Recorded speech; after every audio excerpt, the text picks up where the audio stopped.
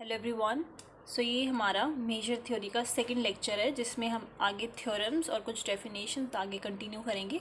जहाँ से हमने फर्स्ट लेक्चर में छोड़ा था उसके आगे कंटिन्यू करेंगे। तो थ्योरम 2 से स्टार्ट करेंगे इसमें, because basic properties of measure की मैं 2 प्रॉपर्टीज़ ऑलरेडी डिस्कस कर चुकी थी, तो सेकेंड से स्टार्ट करते हैं। ये काफ़ी अच्छी थ्योरम है, तो देखते हैं। सबसे पहले स्टेटमेंट, लेट u और v जो है यहाँ पर आपके गिवन है कि ये मेजरेबल है, और आप मैपिंग देख सकते हैं x टू r एंड ये सेम x टू r। आपके पास फाई एक फंक्शन है r to r cross r से y तक का, ठीक है। तो यहाँ मैंने बताया था ये आपका स्मॉल फाई, ये आपका कैपिटल फाई होता है, ठीक है। सो सेट एक है hx है हमारे पास फाई, और u एंड vx का है, और मैपिंग इसकी इस तरीके से हुई है, ठीक है। H X is equals to this, या फिर यूँ बोल लो इसकी मैपिंग जो है एक्स टू वाई तरह की मैपिंग है। जहाँ पर मेन जो आपको ध्यान रखना है, नोटिस करना है, वो ये u और v जो हैं ये दोनों मेजरेबल हैं।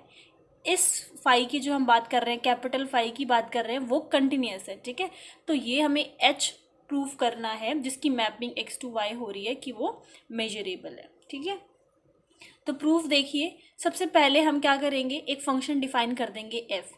ये आपको ध्यान रखना है कि थ्योरम में जो फंक्शंस है वो आपको नहीं लेना, बिकॉज फिर कंफ्यूजन होगी कि किस फंक्शन की हम बात कर रहे हैं। तो कोई एक ऐसा फंक्शन ले लो जो थ्योरम की स्टेटमेंट में नहीं है। तो मैंने यहाँ पर f ले लिया, और इसकी मैपिंग किस तरीके से करी है, x r cross r type की मैपिंग है, ठीक है। वो आपको भी पता चलेगा क्यों।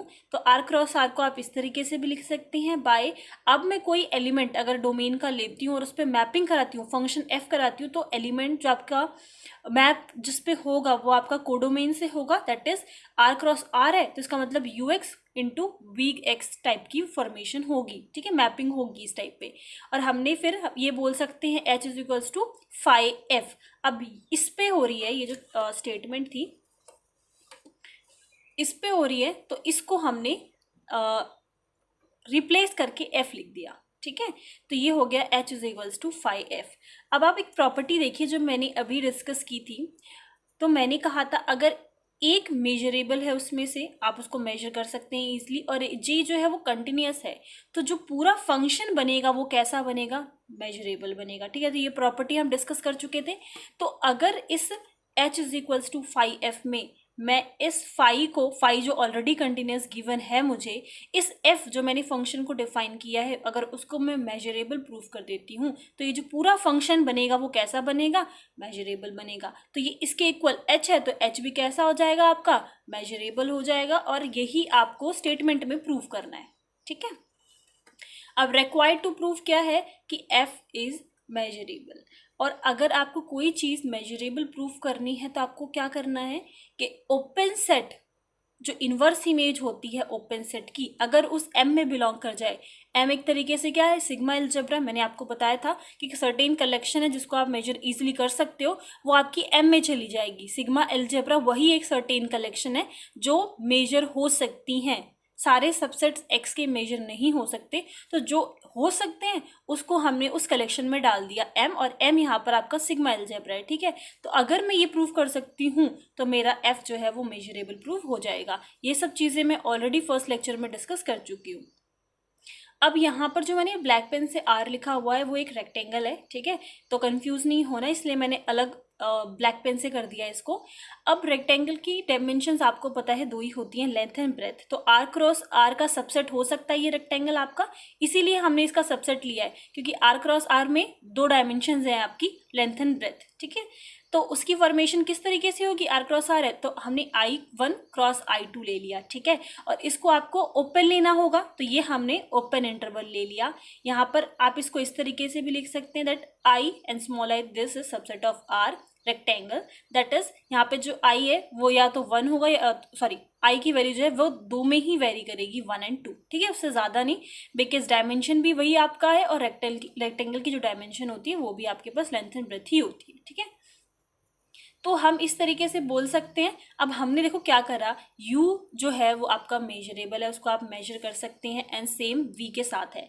तो ये अगर दोनों मेजरेबल हैं तो उसको आप कुछ इस तरीके से लिख सकते हो।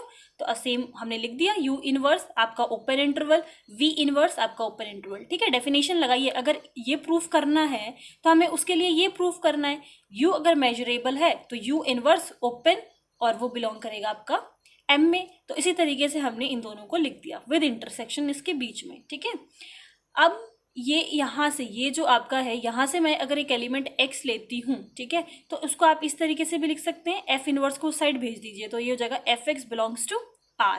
अब सेम इसके साथ करते हैं, एक एलिमेंट अगर मैं इसका लेती हूँ एंड एक एलिमेंट इसका लेती हूँ तो फिर सेम इसी तरीके से आप लिखेंगे कि x belongs to u inverse I1, तो u इनवर्स उस साइड जाएगा तो ux बिलोंग्स टू I1 हो जाएगा। एंड इसी तरीके से v के लिए भी लिख दिया। ठीक है, सिंस हमें पता है u और v जो है उसको आप इजीली मेजर कर सकते हैं। तो ये आपका किस में चला गया, m में चला गया, ये भी आपका किस में चला गया, m में चला गया। Since m is sigma algebra तो इन दोनों का इंटरसेक्शन भी किस में चला जाएगा, m में चला जाएगा। ठीक है, ये भी m में है, ये भी m में, इन दोनों का इंटरसेक्शन भी फिर किस में होगा, m में ही होगा। अब ये जो पोर्शन इधर आ जाइए, ये पोर्शन पूरा m में बिलोंग कर रहा है, ये किसके इक्वल है, इसके इक्वल है, तो ये भी किस में चला गया आपका, m में चला गया। ठीक है, अब यहाँ तक तो हो गया कि ये है कि आपका m में बिलोंग हो गया for any rectangle r। Finally an open set u, इसको हमने इसके इक्वल दे दिया। ठीक है, अगर मैं इसका यूनियन कर देती हूँ, that is rectangle around points with rational coordinates, I की वैल्यू 1 से लेकर इन्फिनिटी, ये इसके यूनियन के इक्वल हमने रख लिया और ये ओपन सेट है कैपिटल U। ठीक है, तो ये इसके इक्वल हो जाएगा F इनवर्स U की वैल्यू पुट कर दो यहाँ पर, ये जो यूनियन है ये बाहर चला गया। अभी हमने यहाँ पर बोला that F inverse R belongs to M, इसका मतलब जो हर एक टर्म है वो M में जा रही है, तो और ये इसके इक्वल है तो ये किस में चला गया, M में चला गया। ठीक है, तो यहाँ पर लिखा हुआ है so since countable union of elements in M are in M, तो ये आपका आ गया F inverse U belongs to M। Okay, तो अब यहाँ पर आ जाइए डायरेक्ट। अब आपको जो स्टेटमेंट लिखनी है, ये आपका कंटिन्यूस है, ये आपका मेजरेबल है, तो ये पूरा किससे हो गया, क्या हो गया, मेजरेबल हो गया। अभी जो मैंने आपको प्रॉपर्टी बताई उससे, तो H भी आपका क्या हो गया, मेजरेबल हो गया। ठीक है, अब कुछ एग्जाम्पल्स देखते हैं। फर्स्ट एग्जाम्पल है, लेट f जो फंक्शन है वो x2 c with f is equals to u plus I वी, u and v real measurable functions हैं, then f is complex measurable. ध्यान से देखिए, f आपका कोई फंक्शन है जिसकी मैपिंग x टू c हो रही है, ये कॉम्प्लेक्स नंबर है आपका। ठीक है, f किस टाइप का होगा, मतलब जो मैपिंग होगी वो किस पे होगी, अगर मैं यहाँ पर x कोई एलिमेंट ले लूँ डोमेन से, और मैपिंग कैसी होगी फिर उसकी, u प्लस आई वी पे होगी। ठीक है, तो क्योंकि कॉम्प्लेक्स है तो मैपिंग इसी पे होनी चाहिए, जहाँ पर ये जो u और v वो तो आपके रियल है, जब आयोटा लग जाता है तो एक ये कॉम्प्लेक्स वैल्यू बन जाती है। ठीक है, तो u और v आपके रियल मेजरेबल फंक्शंस हैं, तो इस f को हम क्या बोलेंगे कि ये f जो है वो आपका कॉम्प्लेक्स मेजरेबल है। ठीक है, ये पॉइंट क्लियर है। नेक्स्ट बी पॉइंट पे आते हैं।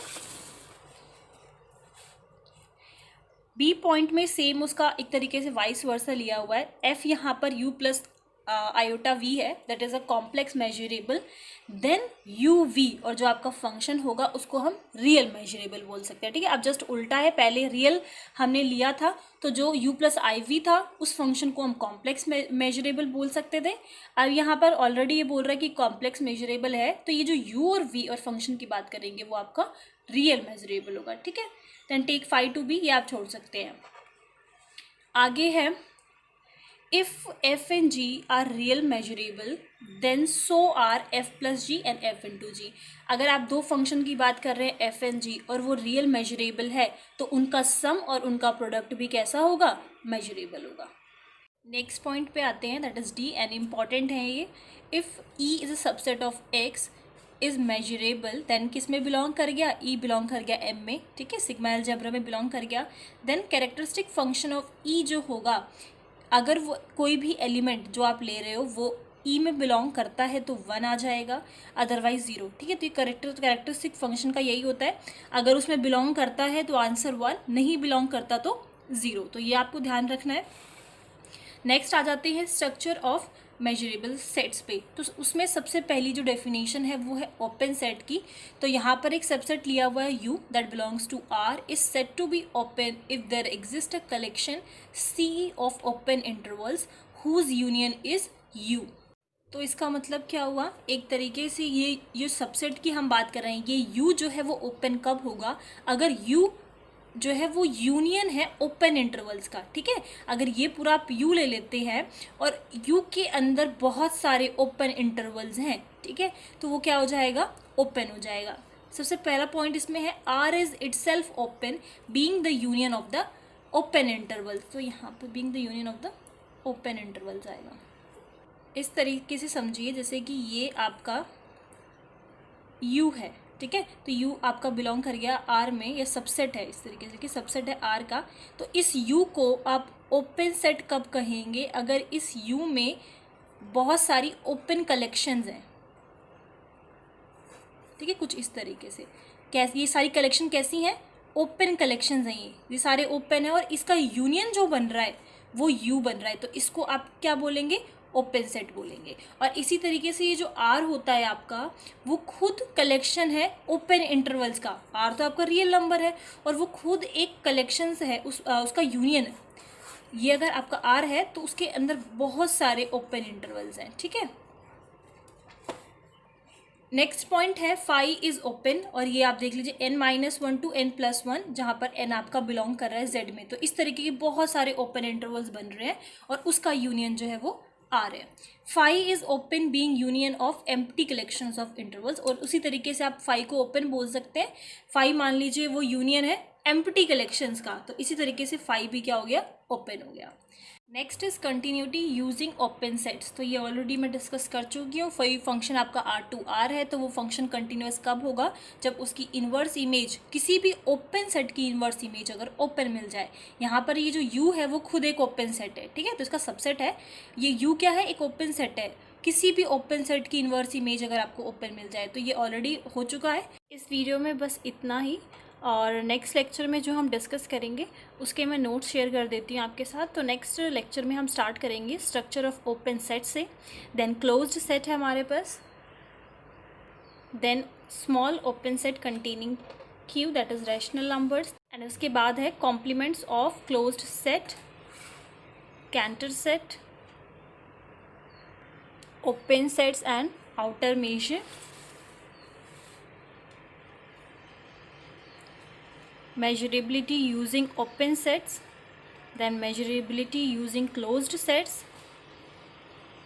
inner measure, measurability using inner and outer measure, F sigma and G delta sets.